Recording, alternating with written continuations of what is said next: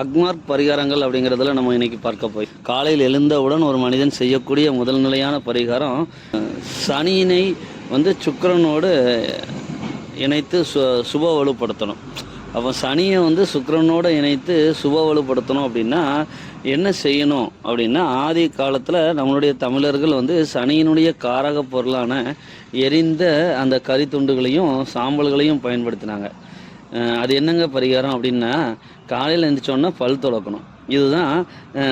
இது வேடிக்கையான ஒரு விஷயம் இல்லை, இது ஒரு உண்மையான அக்மார்க் பரிகாரங்களில் முதல் நிலையாக வரக்கூடியது. ஏன் அப்படின்னா, நம்மளுடைய பற்கள் அப்படிங்கிறது இங்கே சனியை குறிக்கக்கூடியது. உடம்பில் இருக்கிற எலும்புகள் அனைத்துமே இங்கே சனியினுடைய காரகம்தான். சரிங்களா? இங்கே எலும்பினால் ஆனது. நம்மளுடைய பல்லும் இங்கே சனியினைத்தான் இங்கே சொல்கிறது. சரிங்களா? அப்போ இந்த சனியினை நம்ம அதற்கு சனியை நம்ம இப்போ அந்த பல்லினை அப்போ நம்ம என்ன செய்யணும் அப்படின்னா, வெண்மையாக சுக்கிரனுடைய வெண்மையாக வைப்பதற்கு நாம் பரிகாரமாக பல் துலக்கணும். அதற்கு அடுத்ததாக இதற்கு நம்ம செய்யக்கூடியது என்ன அப்படின்னா, நம்மளுடைய உடல் அப்படிங்கிறது இங்கே செவ்வாய். அந்த செவ்வாயை அந்த உடல் என்கின்ற நம்ம ஒரு மனிதனுடைய அசையும் உடல் என்பது இங்கே செவ்வாயை சொல்லக்கூடியது. அந்த அசையும் உடலை இங்கே என்ன செய்யணும் அப்படின்னா, சந்திரமங்கல யோகத்தோடு இங்கே இணைக்கணும். ஏன் அந்த செவ்வாயை இங்கே சந்திரமங்கல யோகத்தோடு இங்கே இணைக்கணும் அப்படின்னா, ஒரு மனிதனுடைய செவ்வாய்ங்கிறது ஒரு அதிகப்படியான நெருப்புத்தன்மையை சொல்லக்கூடியது. சந்திரன் என்பது இங்கே குளிர்தன்மையை கொண்டது. அப்படிங்கிறதுனால இங்கே சந்திரமங்கல யோகம் அப்படிங்கிறது செவ்வாய்க்கு ஒரு உகந்ததாக இங்கே இருக்கு. அப்போ அதற்கான பரிகாரம் என்ன அப்படின்னா, குளிக்கணும், வேற ஒன்றும் இல்லை. இதில் என்னங்க, இது எப்படிங்க சந்திரமங்கல யோகமாக வேலை செய்யும் அப்படின்னா, நம்மளுடைய அசைகின்ற உடல் என்பது இங்கே செவ்வாய், அதனுடைய சூட்டினை இங்கே குறைப்பது. நாம் இங்கே நீராடும் போது இங்கே குறைகிறது. ஆகவே சந்திரமங்கல யோகம் என்பது இங்கே வேலை செய்யுது. சரிங்களா? அதற்கு பிறகு நாம் இங்கே என்ன செய்யணும் அப்படின்னா, நம்மளுடைய மனதை இங்கே புத்துணர்ச்சி பெறுவதற்கு சந்திரனுடைய காரகமான ஒரு பால் எடுத்துக்கோங்க.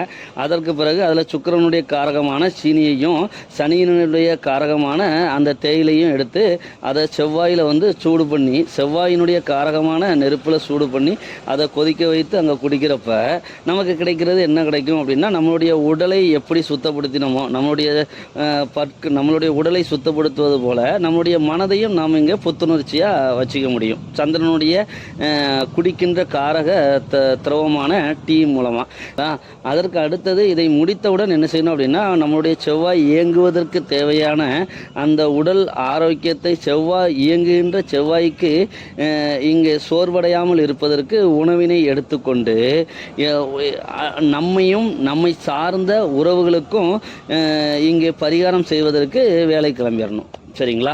அதற்கு பிறகு சந்திரன் மீண்டும் இங்கே வர்றப்ப இங்கே மீண்டும் சந்திரனுடைய ஒளியானது மீண்டும் இங்கே வெளிப்படுகின்ற அந்த நேரத்தில், அதாவது சூரிய ஒளி அப்படி தன்மைங்கிறது குறைஞ்சி சந்திரனுடைய ஒளித்தன்மை பிரகாசிக்க தொடங்குகின்ற அந்த நேரத்தில் நம்மளுடைய மனம் என்பது இங்கே ஓய்வை தேடுகிறது. அதனோடு இணைந்து இறுதியில் அந்த சந்திரன் அதனோடு இணைந்து இறுதியில் அந்த சந்திரன் என்பது இங்கே சுக்கிரனுடைய வீட்டில் உச்சம் பெறுவதால் இந்த பிரபஞ்சம் நமக்கு கொடுத்த முறையான அந்த உறவுகளில் அந்த சுக்கிரனுடைய இன்பங்களையும் கலந்து அதனுடைய இன்பங்களையும் நாம் இங்கே அனுபவித்து இங்கே நம்மளுடைய உடலுக்கு இங்கே ஓய்வினை கொடுக்கலாம். சரிங்களா?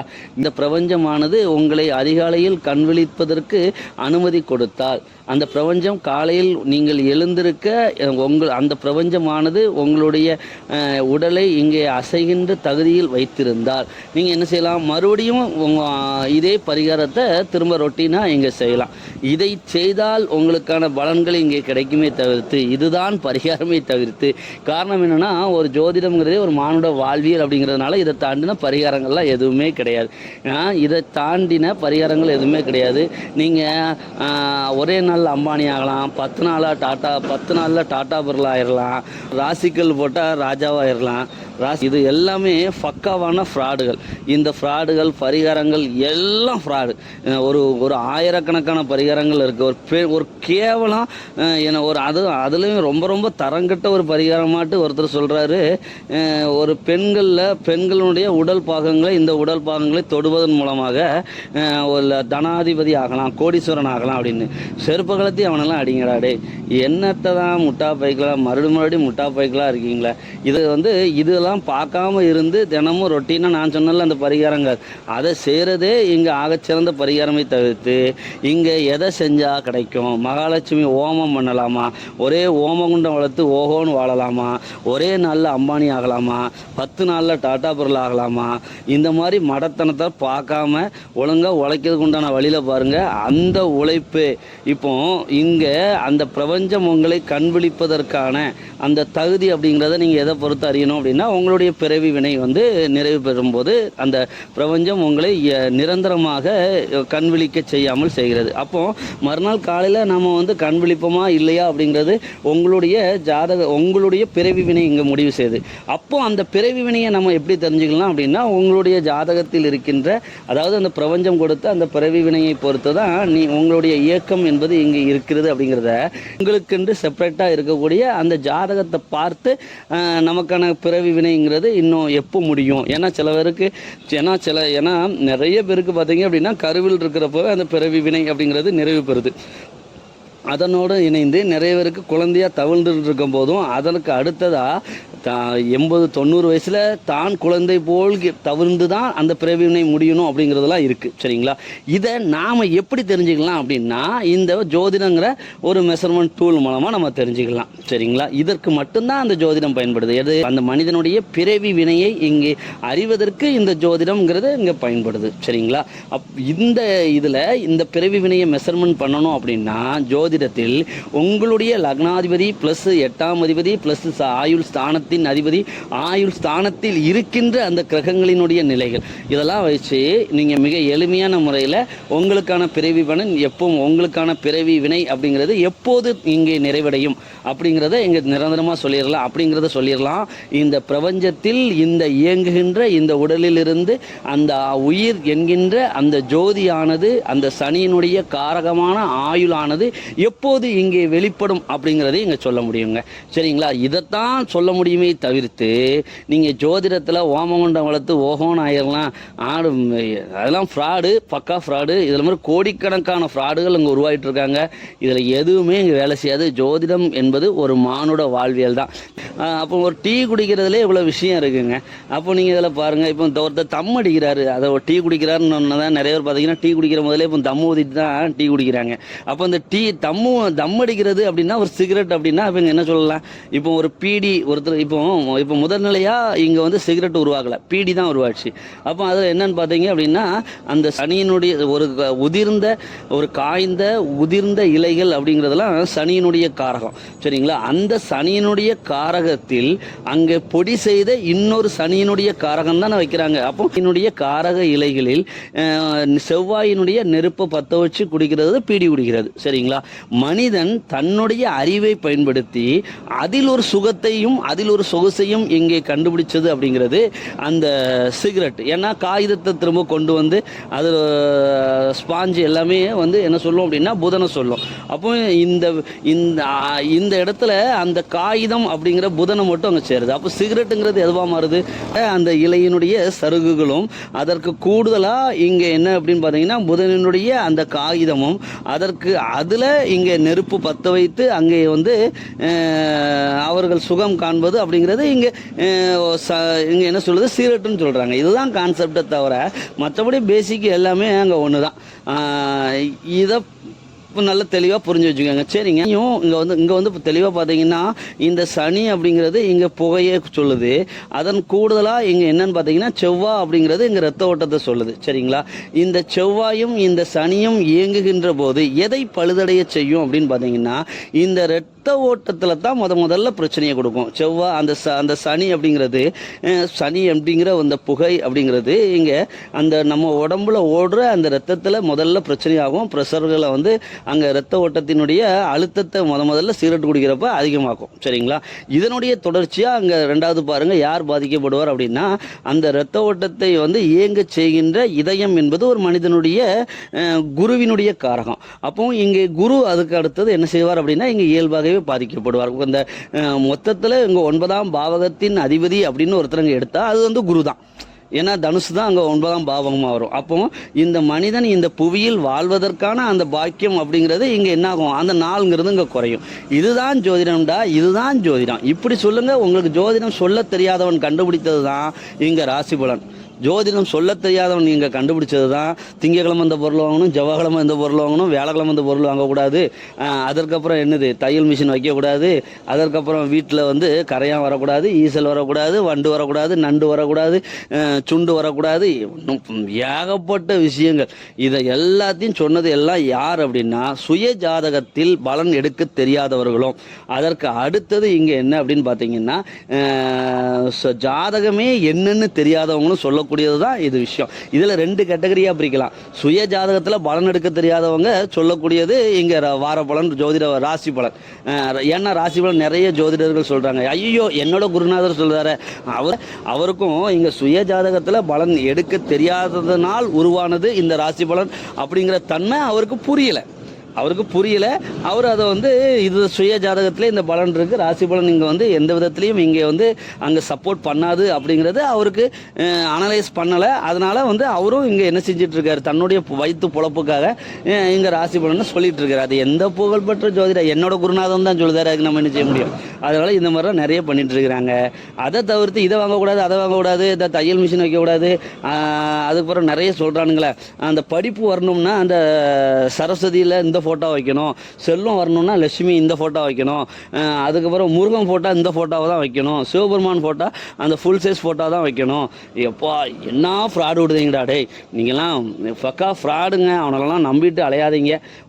ஒரு ஜோதிடங்கிறது நான் சொல்லிட்டேன், காலைல பல் தைக்கிறதுலேருந்து டீ குடிக்கிறதுலேருந்து நீ அடிக்கிற தம் அடிக்கிறதுலேருந்து A to Z அனைத்துமே இங்கே வந்து அந்த ஜோதிடம் தான். சரிங்களா? அந்த ஜோதிடங்கிறது ஒரு மானுட வாழ்வியல் தான் தவிர்த்து இங்கே நீங்கள் நினைக்கிற மாதிரி அந்த யாகங்கள்லையோ ஹோமகுண்டங்கள்லையோ அதுக்கு போகிற எக்ஸட்ரா என்ன இந்த மாதிரி முட்டாப்பைக்க பேச்சுகள்லையோ ஜோதிடங்கிறது இல்லை. சரிங்களா? அதனால் அதை செய்கிறதுனால உங்களுடைய தன விரயமும் உங்களுடைய கால விரயம் தான் இங்கே வந்து செலவினம் ஆகுமே தவிர்த்து அம்மன் சல்லிக்கு பிரயோஜனம் கிடையாது. சரி ரைட்டு, சொல்லத வரைக்கும் சொல்லும், கேட்குறவன் கேட்குறான், கேட்காதவன் போயிட்டு போகிறான். அதுக்கு நம்ம என்னங்க செய்ய முடியும்? ஒரு அளவு தான் சொல்ல முடியும். ரொம்பையும் நமக்கு சொல்லி நமக்கு வெக்ஸ் ஆயிடுது.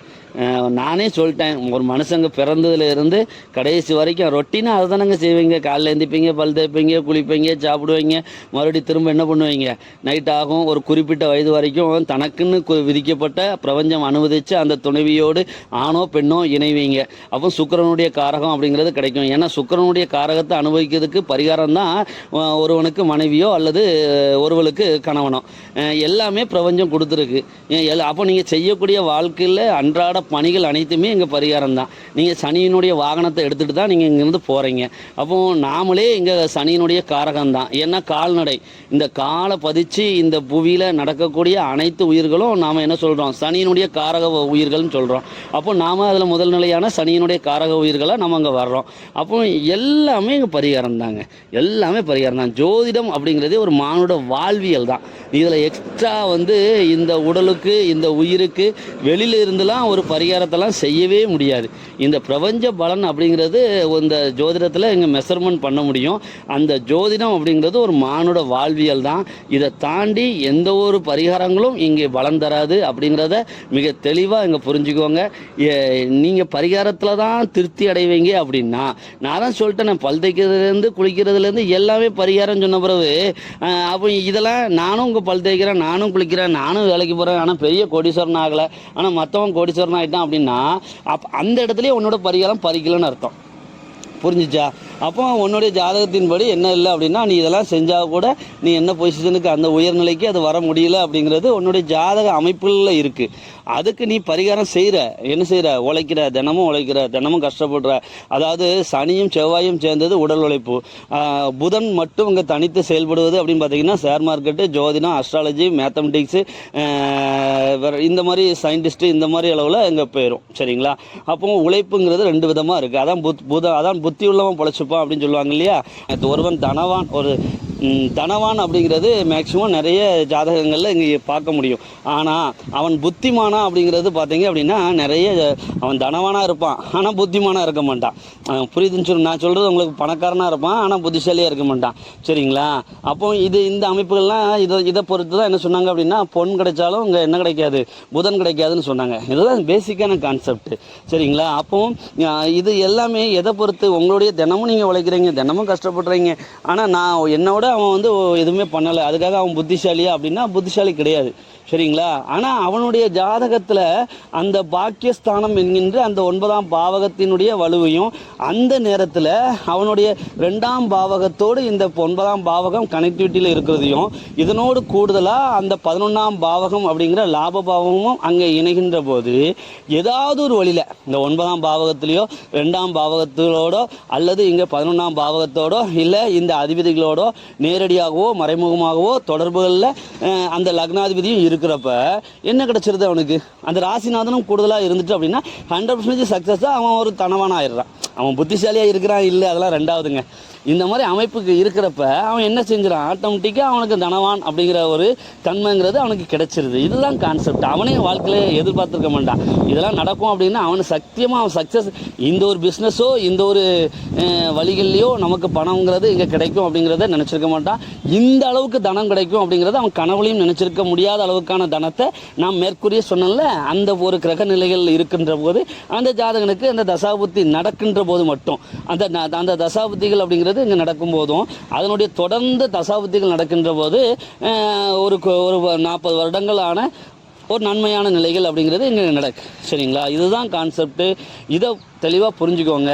நீங்கள் எந்த பரிகாரத்தையும் தயவு செஞ்சு செய்யாதீங்க. ஒரு பரிகாரமும் உங்களுக்கு ஒன்றும் வேலை செய்யாது. நீங்கள் வேணால் அந்த பரிகாரம் சொல்கிறானுங்கள்ல, அவனுங்கள்ட்ட போய் ஒரு படத்தில் கூட கேட்பான்ல, கேரண்டி கார்டு இருக்கா, வாரண்டி இருக்கான்னு கேளுங்களேன். வாரண்டி இருக்கா ஐயா, நீ சொல்கிறல்ல, நான் ஒரு 10,000 ரூபாய்க்கு நான் அந்த பரிகாரம் பண்ணுறேன், இது நடக்கலை அப்படின்னா எனக்கு ஒரு 20,000 நீ தருவியான்னு கேளு. 20,000 தருவியான்னு கேட்காத, நீ 10,000 எனக்கு தருவியான்னு கேளு. ஏன்னா அந்த பரிகாரம் பண்ணுறதுல 2 டைப் இருக்கானுங்க பார்த்துக்கோங்க. என்ன பண்ணுறானுங்க அப்படின்னா, இந்த நான் மேற்கூறிய சொன்னேன்ல, ஒருத்தனுக்கு தன கஷ்டம் இருக்குது அப்படின்னா இந்த 9ஆம் பாவகம் 11ஆம் பாவகம் 2ஆம் பாவகம் இதனோடு கூடி லக்னாதிபதியும் ஒரு நிலையில் இருக்கிறப்ப அதுக்கு முன்னோட்டி அவயோக தசை நடக்குன்னு வைங்களேன். அது ஒரு 6 மாதம் நடக்கு, படுத்தி எடுக்கும். இப்போ ரிஷப லக்னம் அப்படின்னா குருதசை படுத்தி எடுக்கு, நடுத்தொரில் கொண்டு உட்கார வைக்கும்.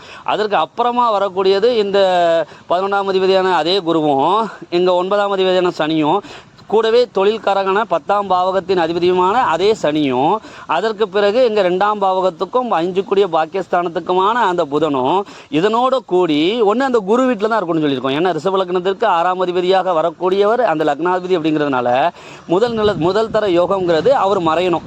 அவர் இங்கே 8ஆம் பாவகத்தில் அதே 11ஆம் பாவகத்தின் அதிபதியினுடைய வீடான அந்த 8ஆம் பாவகத்தின் இங்கே வர்க்கோத்தம நிலையிலும் அங்கே இருந்துட்டார்னு வைங்களேன். நிச்சயமாக அவன் என்ன இனந்தானோ அதுக்கு 100 மடங்கு அளவில் அந்த தசாபுத்தி நடக்கின்ற போது சாரமும் அதே நேரத்தில் இங்கே சனியினுடைய சாரமும் இங்கே புதனுடைய சாரம், தனவான் 2 கூடிய தனஸ்தானத்துக்கு அதிபதி இல்லையா, அந்த புதனுடைய சாரமும் அங்கே இருந்துச்சுன்னு வைங்களேன். நம்பர் 1 அவ்வளோதான். இது நம்பர் 1 குவாலிட்டியில் இவன் தனவான் ஆகும், மகாதன யோகம் அப்படிங்கிற அமைப்பு இங்கே வந்துடுது. சரிங்களா? அப்போ இந்த நேரம் வர்றப்ப இது ஒரு பேசிக்கான ஒரு ஜோதிடர் தெரிஞ்சவன் என்ன பண்ணுறான் அப்படின்னா, ஒரு என்ன பண்ணுறாங்க அப்படின்னா, இது ஒரு 10,000 15,000 குடிச்சு இங்கே வந்து பரிகாரம் பண்ணு. அவனுக்கு தெரியும் இந்த பரிகாரத்தினால ஒன்றும் நடக்க போகிறது இல்லை, ஆனால் அதுக்கப்புறம் அவன் நல்லா வந்துடுவான் அப்படின்னு தெரியும். இதை பயன்படுத்தி அவங்க ஏமாத்துறாங்க. இது ஒரு டைப்பு. இன்னொருத்தனுக்கு ஒன்றுமே தெரியாது, அவன் ஃப்ராடு பண்ணதுக்குன்னே இங்கே உள்ளே வந்திருக்கான். அப்போ அவனுக்கு ஜோதிடம் தெரியாது, ஜோதிட பலன்லாம் சொல்ல மாட்டான். அவன் இப்போ ஃப்ராட் விட்டுக்கிட்டே இருப்பான். இந்த மாதிரி இந்த திசையில் தையல் மிஷின் அங்கே வைக்காதீங்க, தையல் மிஷின் இங்கே வீட்டில் இருக்கக்கூடாது. அதுக்கப்புறம் 2வது என்னது நிறைய சொல்கிறானுங்க, நிறைய ஏகப்பட்டது, பழுதடைந்த வாகனம் அங்கே இருக்கக்கூடாது. அதுக்கப்புறம் 2வது நான் முன்னாடியே நகைச்சுவையாக சொன்னேன், டிவி வைக்க விடாதமா, வாஷிங் மிஷின் வைக்க விடாமா, இப்போ அதெல்லாம் சொல்லிட்டானுங்க. அப்போ முட்டாள்தனமாக அந்த கார் பார்க்கிங் வந்து இந்த இடத்துல இருக்கக்கூடாது, நீ கன்ஸ்ட்ரக்ஷன் வேலை நடக்கிற இடத்துல நீங்கள் இங்கே இருக்கக்கூடாது. முட்டாப்பையில் உன் ஜாதகத்தில் சனி யோகாதிபதியாக இருந்து அவர் 4ஆம் பாவகத்துக்கு அதிபதியோடு நல்ல நிலையில் தொடர்பு கொண்டார் அப்படின்னா நீ என்ன பண்ணுவ அப்படின்னா, நீ செகண்ட் ஒரு வீடை வாங்கி கன்ஸ்ட்ரக்ஷன் ஒர்க் பண்ணி நீ அங்கே இருப்ப. இதே இது அங்கே குரு உனக்கு யோகாதிபதியாக இருந்து 4ஆம் பாவகத்தோடு அங்கே தொடர்பு கொண்டு 4ஆம் பாவகத்தின் அதிபதியினுடைய தசையோ அல்லது குருவினுடைய தசையோ அங்கே நடக்கிறப்ப நீ என்ன பண்ணுவ அப்படின்னா, ஒரு கோயில் கோவில்னா நீங்கள் வந்து இந்து கோவில் மட்டும் இருக்கக்கூடாது, சரிங்களா? இங்கே இறைவன் அப்படிங்கிறவங்க அங்கே ஒருத்தன் தான். அது ஒரு மசூதியாக இருக்கலாம், இல்லைன்னா சர்ச்சையாக இருக்கலாம். அந்த மாதிரி ஆலயங்கள் பக்கத்தில் உங்களுடைய வீடுகள் அப்படிங்கிறது இங்கே அமையும். இதுதானேங்க கான்செப்ட். சுக்கிரன் வளர்த்து சுக்கிரன் 4ஆம் பாவகத்தின் அதிபதியோடு தொடர்பு கொண்டு சுக்கிரன் இங்கே யோகாதிபதியாகவும் இருந்து சுக்கிரனுடைய சாரமும் யோகச்சாரமாக இருந்து சுக்கிரன் வந்து நவாம்சத்துலேயும் நல்ல நிலையில் இருந்து, ஏன்னா இவ்வளோ ஏன் சுக்கிரனை ரொம்ப அழுத்தி சொல்கிறேன் அப்படின்னா, மிகப்பெரிய ஆடம்பரமான சொகுசான மாளிகைகளை சொல்லுவர் அந்த சுக்கிரன் தான். எப்போ அவன் வீடு போட்டிருக்கான் பாருப்பா, அது பயங்கரமாக இருக்குப்பா அப்படிமானுங்கள்ல, அதை பூரா சொல்லக்கூடியது இந்த சுக்கிரன் தான். அதனால தான் இவ்வளோ அழுத்தி சொல்ல வேண்டியதாக இருக்குது சுக்கிரனில். அப்போ இந்த சுக்கிரனாலே பொதுவாக மானுட உலகமே மயங்கும்ல, அது காமத்திலேருந்து சொகுசு வாழ்க்கையிலேருந்து எல்லாத்துலேயும் தான், சரிங்களா? அப்போ அந்த சுக்கிரனுடைய காரகத்தன்மையோடு அந்த சுக்கிரனுடைய காரகத்தன்மை அப்படிங்கிறது இங்கே வலுத்து 4ஆம் பாவகத்தோடு தொடர்பு பெற்ற நிலையில் அவனுக்கு 4ஆம் அதிபதியுடைய தசையோ அல்லது சுக்கிர தசையோ, சுக்கிரன் யோகாதிபதியாக இருக்கணும், சரிங்களா? இல்லைன்னா வச்சு செய்கிறதுல சனியை விடவும் கொடூரமான செயல்களை செய்யக்கூடிய சுக்கிரன். அதை முதல்ல புரிஞ்சுக்குவாங்க. நமக்கு சொகுசை கொடுக்கறதுனால அந்த அக்யூஸ்டை நம்ம மறந்துடுறோம். கடுமையான அவயோக பலன்களை நேரடியாக சுக்கிரனுக்கு ஆறுங்க எண்ணியல். நோயை கொடுக்குறவனே சுக்கிரன் தான். அவன் எந்த நோயாக இருந்தாலும், பால்வினை நோயிலிருந்து அவன் பெரும் ஆட்கொல்லி உயிர்கொல்லி நோய்களை கொடுக்குற வரைக்கும் சுக்கிரன் தான், சரிங்களா? குரு மிஞ்சி போனால் என்ன பண்ணுவார், தன்னுடைய காரகமான இதயத்தில் அங்கே மாரடைப்பு பிரச்சனைகளை கொடுப்பாரு. அதுவும் இப்போ ஆஞ்சியோகிராம் பண்ணிட்டான். என்னங்க ஆஞ்சியோகிராம் காலையில் பண்ணோம்னா 10 மணிக்கு பண்ணோம்னா அடுத்தது ஒரு 10:10க்கு வீட்டுக்கு வர சொல்லிடுறாங்க. இப்போ அந்த மாதிரி ஆச்சு அங்கே ஆஞ்சியோகிராமில். ஆனால் சுக்கிரனுடைய காரக நோய்கள்லாம் உயிர்கொல்லி நோய்கள், மிக பெரும் கொடூரமான நோய்கள். இன்னும் மருத்துவ உலகமே ஸ்தம்பிச்சுக்கிட்டு இருக்கிற நோய்களை வந்து சொல்லக்கூடியவன் சுக்கிரன் தான். ஆனால் நீங்கள் எல்லாரும் சுக்கிரதசைன்னு பின்னாடி தொங்கிட்டு அலைகிறீங்க. ஏன் எதுக்கு? உடல் உலகையும் காமத்தை தெகிட்டாத காமத்தை கொடுக்கறதும் சுக்கிரன். அதே போல் அங்கே தனம் பணம் எல்லாத்தையும் இருந்தோடனே ஐயோ சுக்கிரன் நீங்கள் ஆக பெரும் அக்யூஸ்டு சுக்கிரன் தான், சரிங்களா? அதை கொஞ்சம் புரிஞ்சுக்கோங்க. ஆனால் சனி அப்படி இல்லை. சனி என்ன பண்ணுவான், உங்களை உழைக்க வைப்பான், உங்களை கஷ்டப்பட வைப்பான். ஆமாம், உண்மை, கஷ்டப்பட வைப்பான். ஆனால் நீங்கள் நல்லா பாருங்கள், பெரும் நோய் ஒருத்தனுக்கு இருக்குங்க, ஆட்கொல்லி நோய் இருக்குங்க. அவன் என்ன செய்ய முடியாது, ஒரு பெரிய வெயிட்டை ஒரு மூடையை தலைவதிக்க வச்சா அவனால் கொண்டு போக முடியாது. ஏன்னா அவன் வந்து நோயில் அங்கே இருக்கான். அப்போ அவனால் கொண்டு போக முடியாது, அவன் தூக்க முடியாது. அப்போ என்ன அர்த்தம், இதில் நேரடியான அர்த்தத்தை நீங்கள் உணர்ந்துக்கோங்க. சனி வலுத்தவன் அவன் வந்து தினக்கூலியாக அங்கே வேலை பார்ப்பான். அதிகப்படியான மூட தூக்குறதுலேருந்து எல்லா வேலையும் பார்ப்பான், வண்டி இழுக்கிறதுலேருந்து. அப்போ உன்னுடைய உடல் என்பது என்னவா இருக்கும், அந்த சுக்கிரன் என்கின்ற ஆறு என்கின்ற அந்த சொகுசு என்கின்ற அந்த நோய் என்கின்ற அனைத்து தன்மைக்கும் இங்கே எதிராக இருக்கும், சரிங்களா? அதனால தான் இங்கே சனி ஆயுள்காரகன்னு சொன்னாங்க. இப்போ நிறைய கான்செப்ட் இருக்குது, இதை பற்றி ஃபுல்லாக எக்ஸ்பிளைன் பண்ணோம். நம்ம ஜோதிடம் என்னும் மானுட வாழ்வியல் சேனலில் தொடர்ந்து இணைஞ்சிருங்க. நான் சப்ஸ்கிரைப் பண்ணுங்கள், லைக் பண்ணுங்கள், ஷேர் பண்ணுங்கள்லாம் இது வரைக்கும் நான் சொன்னது கிடையாது, இனிமேல் நான் சொல்ல மாட்டேன். ஆனால் இங்கே என்ன கான்செப்ட்னு பார்த்தீங்கன்னா, இந்த பிரபஞ்ச புரிதல் உங்களுக்கு தேவை, ஜோதிடத்தை பற்றின ஒரு உண்மையான தெளிவுகள் வேணும் அப்படின்னா நம்மளோட இணைஞ்சு பயணிங்க, சரிங்களா? நன்றி.